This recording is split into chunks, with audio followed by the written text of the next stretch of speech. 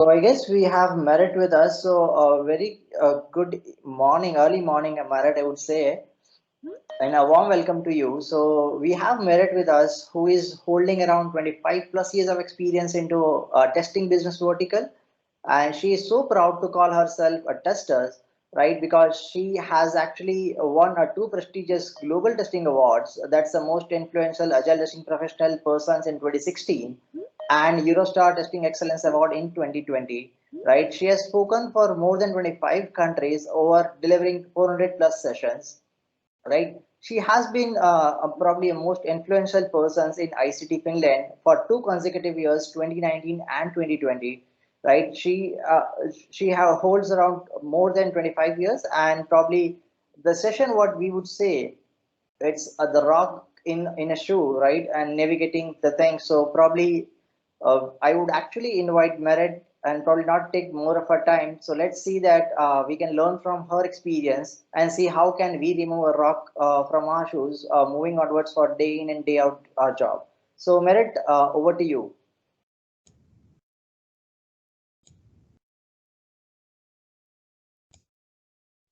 Should see my slides now. Yep. All right, all is good then. So yes, good morning from myself as well. It's no longer 2 consecutive years of most influential or one of the influential top 100 in Finland. It's now a third year, and that I consider actually quite an achievement, because I always assume that, you know, people put you on a list, they might keep you on a list for the second year, but since there's always so many awesome people around you, that on the third year, either you learn that you were there just for, you know, it's a temporary thing, or you learn that it was actually something that is considerable.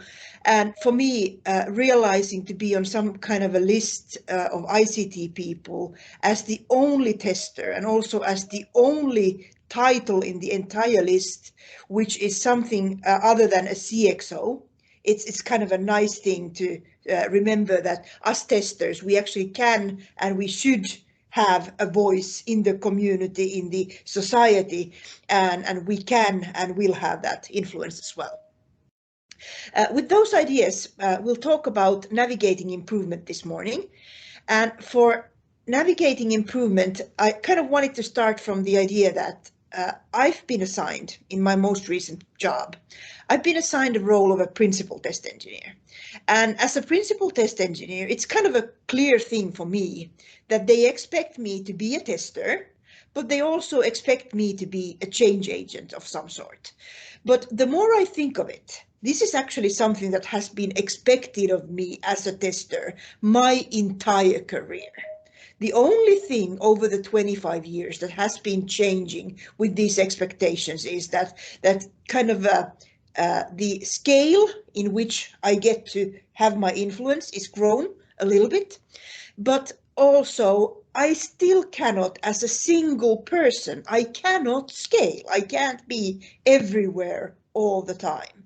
So in a way, I realized that, you know, all of us as testers, we're often expected not only to do that work of ours, to do that testing work, but sometimes, a lot of times, almost all the time, we're also expected to speak our minds, speak our experiences, speak our expectations, to fix our organization through our ideas and words, contributions, together with the rest of the group, to be able to do so. And as testers, being there early on, being there all the way to the end, following it through to the real users and feeling the pain of the real users, we really can't let things just be as they are.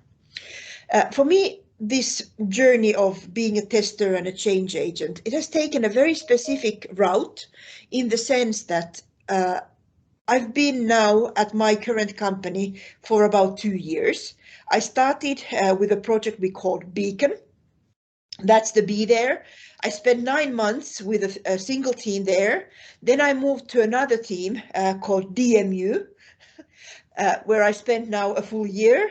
And just recently, I have now moved into my next 6 months, which is called Avimet. I'm working now with weather in aviation. So I have this excellent chance of kind of remembering what it's like to be new a lot.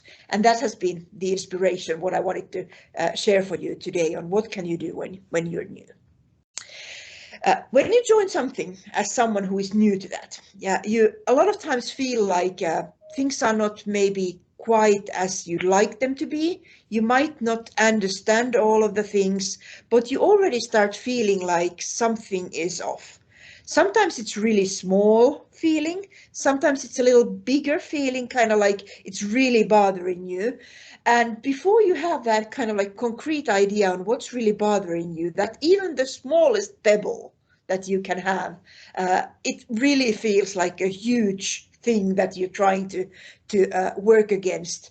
And when you're trying to figure out how would you even point at it, put a finger on it, be able to say, this is the problem that we're having, this is the thing that we're experiencing, it might be very, very, very difficult.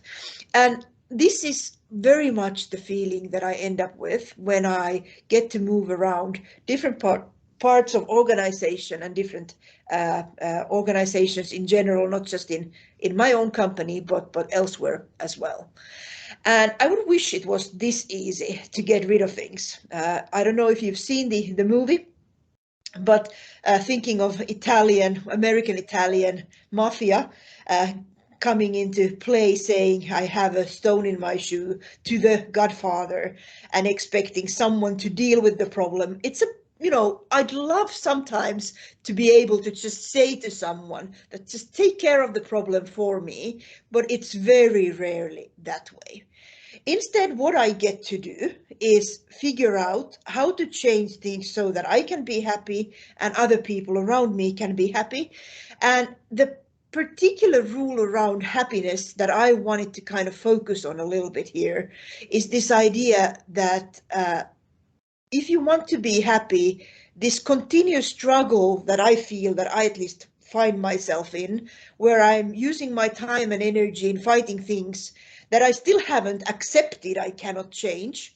Part of the things is that definitely not fighting things you can't change, but going against the idea that the things that have always been this way are unchangeable. It's a core part of how I think around being happy. So growing your circle of influence, realizing that it's something today, it's something else in 5 years, it's definitely something else in 25 years. And that alone your influence might be really small, but when you team up with a community like this one, it is a lot bigger circle of influence that all of us together hold. And definitely we can change things, so it's not just that. So I wanted to focus on this session today on some of the things that have been those rocks in my shoe in the recent year.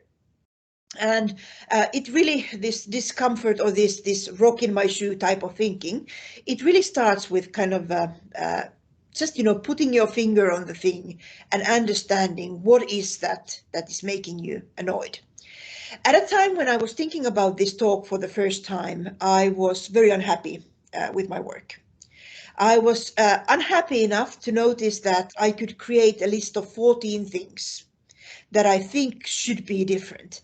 And it was actually a really empowering experience for me, at least, to write down the 14 things that I wish that were different, share that with my local community, particularly with my manager, and figure out the order in which we would start crossing out some of those things that are being my discomfort. So I realized that it all starts with the naming of the discomfort and being the one who dares to speak those out loud. So let's look at some of the discomforts that I have now recently worked on. First of all, a discomfort that took me almost a whole year. Well, pretty much it did take me a whole year to get to in a product that I joined a year ago, is this idea of sufficient test coverage. So what do I mean by sufficient coverage? It could be any way of calculating coverage. It could be code-oriented coverage, it could be requirements-oriented coverage, but what I actually do care most about is results, risks-based coverage. And unfortunately for us testers, there's never this answer key to all of the problems that we're supposed to be finding with our software in advance. But I could see that the team I was working with was having a bit of a trouble, or at least had a situation that I felt that was kind of like a big rock in the shoe, even if it seemed like it was only bothering me at first. Our release testing, basically what we meant by release testing is that we were testing continuously in an agile project. In 2-week increments, we would be chucking away the functionality, doing testing continuously. But the release testing, which we had in the end, that time frame from we think we've already completed all the features, all the way to it's in the hands of the first customer. A year ago, when I first looked at the team, it took us 32 days. And using 32 days on testing, it's not really that big of a problem necessarily. It's only a big problem if you have a lot of things that you are needing to find on that time. And in a way, looking at the results, we were not really missing the results, or actually we had no results, so no fixes to do for those 32 days. So we had kind of left testing to a late stage and we didn't find problems. But it didn't take very long, just handing it over to the next team or the next person in this case. We realized that it did take 32 days, but it also missed a lot of those risks, the results that testing was supposed to be finding. The test results also, they were kind of, they are always a little bit like milk. They go sour really quickly. So you have to refresh your results. Unless you have a good baseline, a good control of where you're working from, it might be that you need to kind of go through a large set of tests to have the new results. And that really was the focus in this particular team.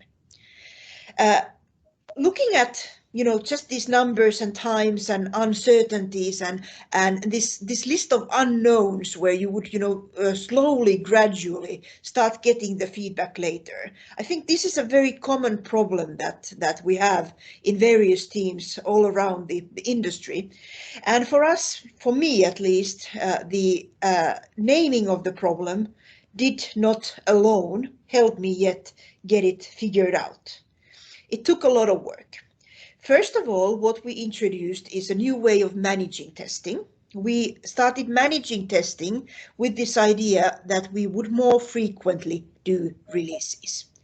And that, as a test management idea, the idea of having a shorter leash from a working baseline, something that was running in production, being able to follow changes, because nowadays everything changes for us through code, being able to follow changes, not just the plans of what we were expecting to change, but the actual changes. It helped us change the whole conversation around what changes are we making and when are we making them, and what kind of risks we're taking together with the entire team. So the more frequent releases helped us make shorter cycles of testing be available continuously, and nowadays it takes us 2 days to do this release testing time frame.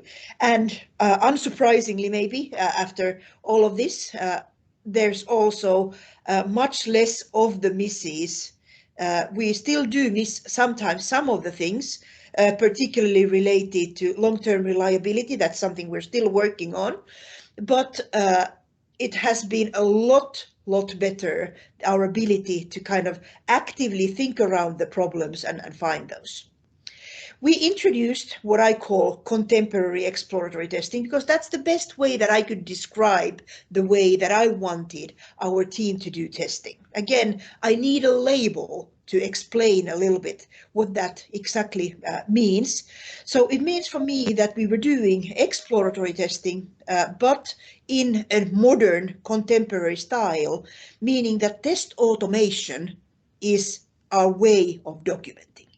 If we needed to write down the basic paths that we want to kind of keep checking later, we could also write those in automation, which is what we started very actively doing. And within 1 year, we have been now also measuring our coverage a little bit. We are now estimating against a plan of what we have already delivered that our automation touches 39% of the things that we have delivered so far. And it's been something that is growing. For our test automation strategy, that was the other thing that we really needed to figure out to fix our insufficient coverage related problems. Is that we needed to give up on thinking that strategy is something that you kind of like set as a frame and a plan and an approach, and we needed to kind of just think of it as ideas that are guiding the way we are testing. So first of all, we decided that whatever we have today, that is already good. If we have something that is a little better tomorrow than what we had today, that is even better. So let's always take small steps towards better, talk about what's better, actively learn about what's better, and measure that we are changing, because nothing changes when you don't change anything.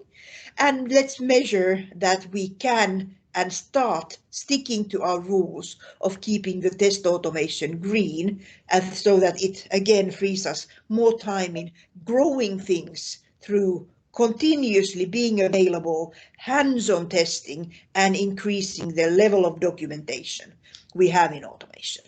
So in a year, we got to a very nice place from 32 days to 2 days.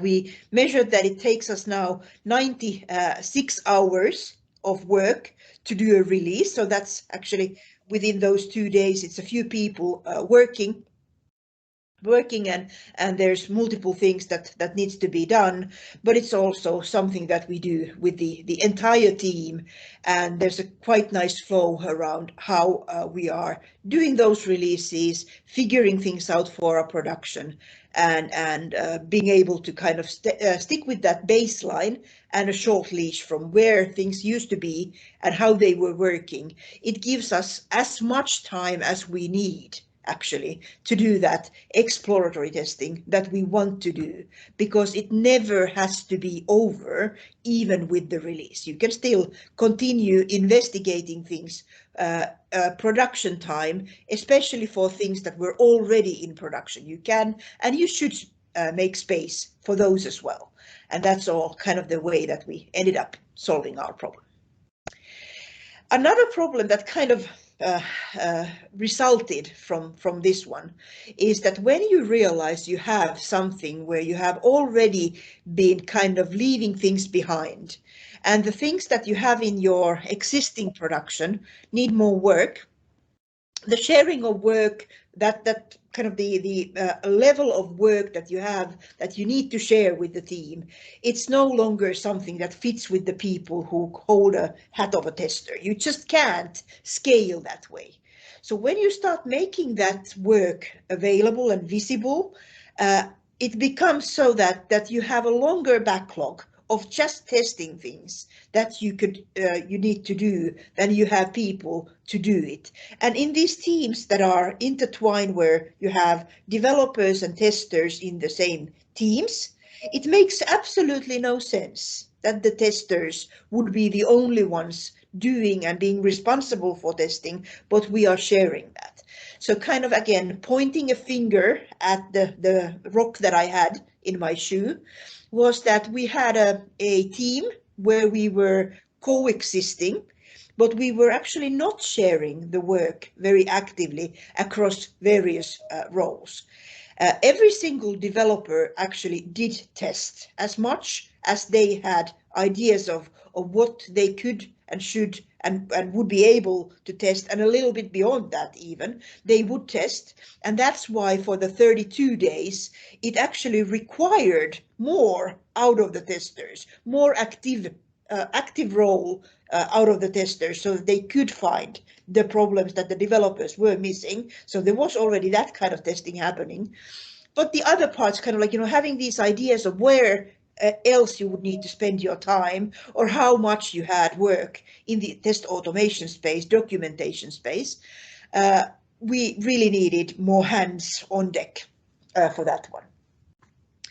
The solution for us was that we did go and renegotiate the roles and expectations of who does what with the product owner, and the product owner reallocated team's priorities, making quality and fixing things around quality and making quality visible, everyone's problem. Things around usual release testing for us moved to something that the developers would test.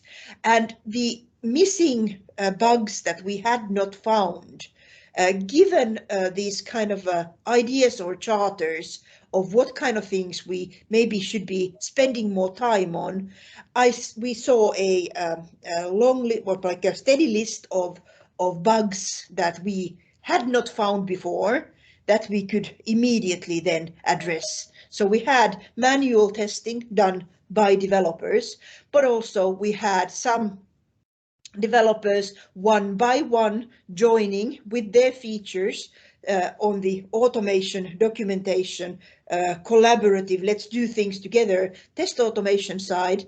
And over time now, within that 1 year, a little bit more than half of the entire team, which is a team of 19 people, this is a fairly large team that I was working with, more than half of the people have now been working and contributing to test automation. And it's a very typical thing that it's a lot easier to get started with whatever you want to add on top of someone else's work, is because we have this common baseline there. And what we also started doing within the ideas of contemporary exploratory testing, we would discuss the ideas of what needs to be tested for the little kind of subgroups for each features, but kind of the core idea, the agency, maintaining that decision power of how I would test and how I would change my plans of testing so that I provide the best possible results with the time available to me. That was something that we really focused on, and got to a well, not whole team work, but definitely half of the team very actively working on the testing area. We also needed to kind of clarify what does the testing area actually mean in the team. The tester being this kind of like the idea here that the tester is like a role that anyone in the team could pick up. Yes, it's that, but also you could say that a designer is a role that anyone could pick up. And if John Cuttlefish on Twitter tweets this listing of kind of like, oh, it's so much work to do as a designer, I could also do the same kind of thing for that small part where testing was mentioned, to the testing part, saying like, this is so many hats actually. It's not just single hat of being a tester. We have so many roles that we're taking up upon. So we could start negotiating a little bit more that maybe, one of us in the team would be more of the code shaper type of a tester. Maybe another one of us would be dealing with the lab technician type of things. We have a lot of hardware that we need to deal with. Maybe one of us could be working more with the product owner and make sure that whatever we are scoping gets to be dealt with. And well, there's definitely a lot of work in this most typical contemporary exploratory testing profile, the D1, the first developer role there. And you have different emphasis at different times. The third item here of a rock in my shoe is really, for me, it's living up to people's expectations. And it took me a quite long time before I could figure out that my growing dissatisfaction with the organization was about feeling powerless around things that had been decided somewhere that were outside my scope of influence. The problem that I was having, that I could then point at, is that we had a culture of requiring, which means that everyone who wasn't doing the work was creating requirements, and the number of requirements that existed was quite a high one. We also had these requirements of what does a release and story definition of done for the entire organization look like. That was how the process was defined. And this whole culture of requiring, it was kind of like you could expect very often to get a JIRA ticket assigned to you, and that's how you got the work. It wasn't a human to human communication type of an assignment, but it was more like we have this process, we have this list, we have this way of sending messages, which was very dehumanizing. And for me, for 2 years, I spent on this particular problem, and I'm right now feeling like I might actually be figuring out how to do that. It's been one of the most persistent problems that I have had, this culture of requiring. And what I do with that is explaining, illustrating, communicating, having repeated conversations around this with various people. So I can send them the JIRA ticket that says, don't do it this way, do it the other way. I want to do what I, model the behavior that I needed to have from them, kind of going and talking, negotiating rather than requiring. We would shift left the problem, realizing that it's not a testing problem. Requirements are scope management, and figure out the rules. So I put here some of the stretches we needed to do over the 2 years around what we would do with requirements, kind of not linking them the traditional way anymore, but rather having a time box in which we would explore based on the requirements, or having minimal requirements optimized into automation, and then still doing the real other testing on top of it. But right at the end of this time frame that I'm kind of looking at right now, I got to the idea that just saying what is the pebble, what's the rock in my shoe, helped me the most. So instead of saying anymore that we have to have all requirements linked to a test case, which was the company's way, we're now saying that only if it comes directly from the customer or compliance related documentation, then we need to trace it. So we no longer have this open check for anything that you might require to be passed on in the organization. So I needed to deal with rejection. There's an article I wrote on getting enough no's and summing up on what I would do. And I think my main go-to still is try long enough and find that right time and the right route. Sometimes it's not you who can get that change done, but when you find the person who can change that with you and you team up, you can do kind of wondrous things in changing things. And getting that first no just means you need to try again. Merit, Actually, sorry, yes, this is my last slide. sorry to I interrupt. have We just have 2 the minutes. with benefits of the time. Just wanted to convey that we just have 5 minutes left. 2 minutes according to my schedule. Perfect. Thank you. Okay, sure. So I had an extra one that I would have loved to share with you, but I know that it doesn't fit into the schedule today. So I wanted to kind of come to the conclusion and summing this up. So a lot of times when we join the new teams, then we are the people who notice that we are, for that team, the team is very comfortable. They have, grown accustomed to the rock that they have in their shoes.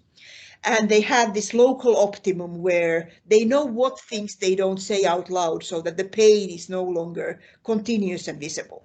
But when you join as a new person, you notice that pain, you notice that rock, and it is a lot more painful when you're not yet hardened for the local realities. So sometimes, a lot of times, going into the new project, that's the time when you can say that you find that there could be things that you could try differently, experimenting, naming the things that you could try, making proposals. But what you need to remember is that you can't change everything at once. It takes persistence, it takes patience, and over time, with the first changes maybe taking sometimes things to a bit of a state of confusion, you can get to a better place. And you never see all the bumps on the road ahead of the time. So kind of like looking at where you are, asking around, sharing what you have, what you're doing right now. It's giving the other people around you a chance of helping you with that. So that's what I wanted to share with you today. There's an extra example in the slides. And there's a blog post to match that extra example. So you can get that from my blog since we won't have time for that today. So thanks on my part. Great. Thank you so much, Maaret, for helping us out to remove probably a rock from our shoe. This session would probably help every one of us who have attended to remove the rock from their shoes. And let's look out at the questions we have. We have a couple of questions precisely from our audiences. And the first question, what I see is frequent releases be planned as per team capacity or a customer's wish. So what would you call it off? Probably. I don't think those two are options. You have the customer's wishes always, and you have the team capacity always.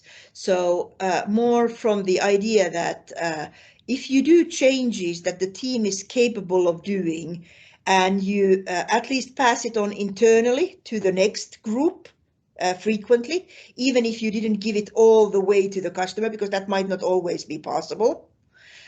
You can find a balance between those two.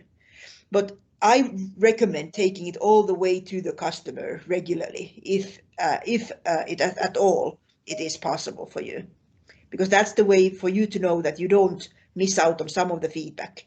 You're learning from that feedback of missing something once. Perfect. Perfect.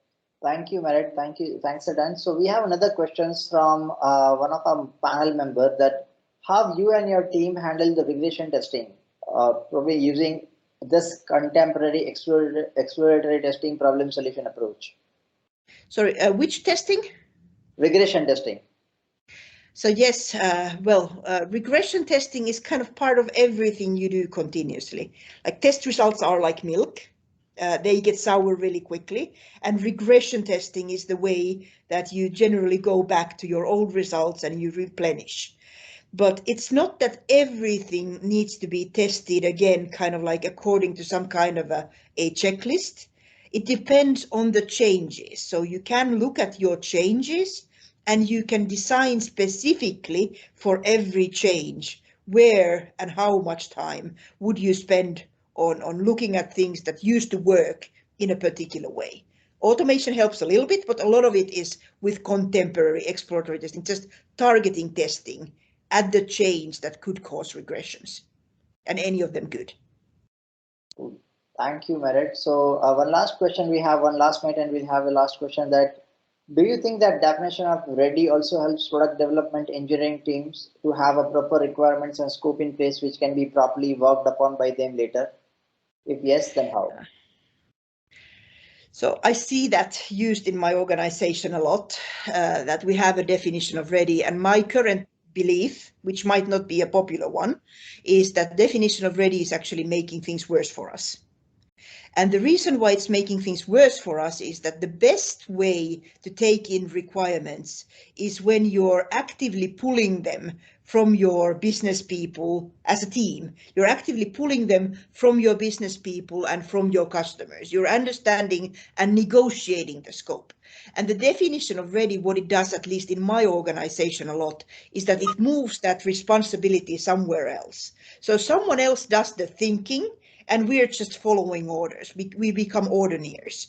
So for us, until we learn a better culture around definition of ready, I believe it's actually making things worse for us rather than better.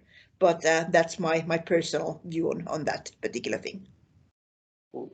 So we would take one more question, and how we can achieve end-to-end testing when testing teams in a project scattered around the world. So my previous team, previous product that I was working with was actually 34 teams. It wasn't a single team, but 34 teams making up an end-to-end product. And in addition to having this local Eurotester in this one team responsibility, I was responsible for the end-to-end testing of all of those different components and teams. The only rational way for me to organize for end-to-end testing within the ideas of what I now call contemporary exploratory testing is the idea that there's no single team with end-to-end testing responsibility. We are all sharing that. And the ways to facilitate that: ensemble testing across team lines with the most distant teams, the teams where you had one end and the other end coming together and doing testing in a single session, so that both teams would leave that session with the understanding, seemed to work quite nicely. But again, people have the tendency of kind of narrowing down what they're looking at, and you might need to work against that inertia that comfort creates. So it might be a facilitation job for someone to make sure that the teams are actually talking and have the spaces in where they collaborate. Thank you. So one more question we have, that when you first introduced the contemporary exploratory testing, what were the challenges that the team faced and how did they get adapted to it? At first, the challenges were that we had people who had been hired as test automation engineers. They were supposed to be, good testers with 15, 20 years of experience who had learned to do automation. Unfortunately, they didn't know how to do automation or they didn't know how to do testing, neither one of them. So ramping up skills when you actually don't have them, that was the main challenge that we needed to face. And the only way we could do that was through pairing, through continuously giving feedback and showing people what they were missing. That's great. So apart from that, I guess I'll just quickly summarize on the things we have taken over so far. So probably from the merit sessions, the takeaways from my end is 8 factors of the happiness, like not wasting time and energy on the things which you can't change. Obviously, we can change, but it would take some time, a patience, right? And probably we have to name our discomfort which bothers us, right? We should live up to the expectations. We have talked about the testing coverage, faster releases, dealing with the rejections, and ironing out the stale practices. I hope I have covered a lot of things from your session, Maaret. And I would like to call up on stage Dipti, probably for a woman leadership talk. So Dipti, over to Karthik, you. would you want to present the thank you slide for Maaret? Sure, I'll do that. Maaret, it's great to see you on this platform again, and we really wait for your talks. Thank you so much for joining us, especially in the odd hour, and we really enjoyed it. Thank you. Yeah, thank you so much, Maaret. This is Aditya here. It is amazing to have you with us. We had kept around 10 minutes for Q&A, and I think we still can take if people have any questions here. Indeed, awesome to have you with us, Maaret. Thank you so much for your time and your insights. Amazing session, by the way.